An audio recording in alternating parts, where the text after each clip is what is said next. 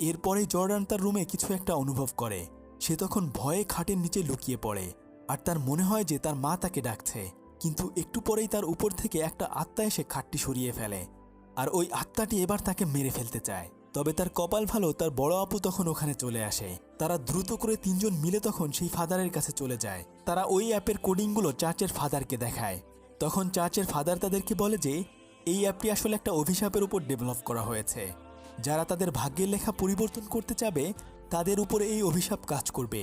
তবে এটা থেকে মুক্তির একটা উপায় রয়েছে। যদি কোনোভাবে আমরা এই শয়তানের অভিশাপকে মিথ্যা প্রমাণ করতে পারি, অর্থাৎ যদি কেউ যে সময় মারা যাওয়ার কথা তার আগেই মারা যায়, তাহলে এই অ্যাপের অভিশাপ ভেঙে যাবে আর এই অ্যাপের মায়াজাল থেকে বাকি সমস্ত মানুষ বাঁচতে পারবে। তবে ফাদার তখন তাদেরকে আপাতত বাঁচানোর জন্য সেখান থেকে জাদুমন্ত্রের তাবিজের একটা পেজ খুঁজে পায় আর ঠিক ওই পেজে থাকা ছবির মতো পাশের রুমে গিয়ে তারা একটা চিত্র এঁকে ফেলে আর এরপর তাদের তিনজনকে ওই চিত্রের ভেতরে আশ্রয় নিতে বলে। আর এর কিছুক্ষণ পরে দেখা যায় যে সেখানে আসলে ওই আত্মাগুলো চলে এসেছে আর একে একে করে ওখানকার সমস্ত কিছু ভাঙতে শুরু করে। কিন্তু ওই আত্মাটি ওই পবিত্র রেখা পেরিয়ে ভেতরে গিয়ে তাদের কোনো ক্ষতি করতে পারছিল না। তখন একটা আত্মা ম্যাটের ছোট ভাইয়ের ছদ্মবেশ ধরে তাকে ডাকতে থাকে আর ম্যাট এই মায়াজালে পা দিয়ে দেয়।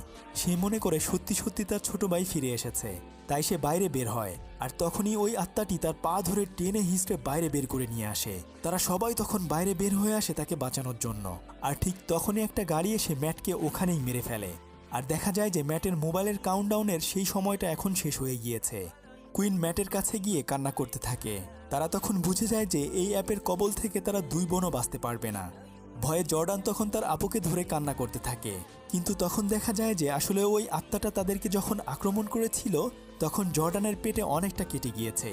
তাই দ্রুত করে সে তাকে হসপিটালে নিয়ে আসে আর সেই শয়তান ডাক্তারটাই তার বোনকে ড্রেসিং করে দেয়। তখন তারা দুই বোন দেখে যে তাদের মোবাইলে মাত্র 17 মিনিট এবং 14 মিনিট বাকি রয়েছে। কুইন তখন বুঝে উঠতে পারছিল না যে এই মুহূর্তে তার কি করা উচিত।